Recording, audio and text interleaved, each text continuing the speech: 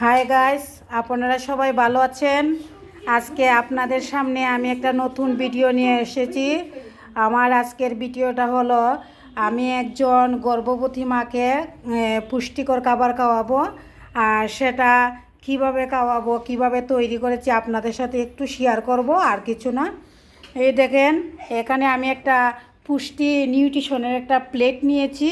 আসলে আমরা যখন একজন গর্ভবতী মাকে খাওয়াবো তখন আমরা এই প্লেটটা অনুসরণ করতে হবে।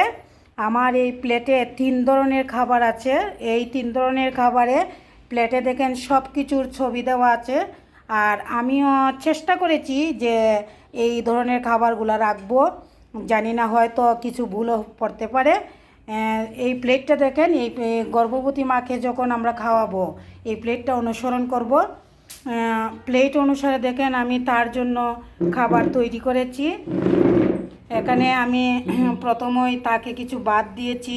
ভাতের সাথে ডিম, কাঁচামরিচ, লেবু আর কিছু ভাজি করেছি মাছের, তারপরে শাকের বড়া, তারপরে করেছি ডিমের বড়া, তারপরে করেছি মিষ্টি কুমড়ার বড়া, এইগুলা করেছি। আর তার সাথে রান্না করেছি কচু শাক। কচু শাকটা গর্ভবতী মায়ের জন্য খুবই উপকারী, সেটা রাখতেই হবে। এখানে মিষ্টি কুমড়া পাক করেছি বড় মাছের মাথা দিয়ে। আর এখানে এখন তো খুব প্রচণ্ড গরম, একটা আমের টক করেছি। আর মুরগির মাংস পাক করেছি, তার জন্য পাতলা ডাল পাক করেছি, মসুরি ডাল। আর মাছ করেছি, এইটুকুনই করেছি। আমি তাকে এইটুকুন দিয়ে খাওয়াবো। চেষ্টা করেছি সব ধরনের খাবার আনার জন্য, কারণ গর্ভবতী মাকে 3 ধরনের খাবার দিতে হয়। এটা চেষ্টা করেছি। আপনারা সবাই ভালো থাকেন, আর সবাই চেষ্টা করবেন এই সময়ে যাতে এই খাবারগুলা প্রতিদিন খেতে পারেন, এটাই সবার কাছে আশা করি।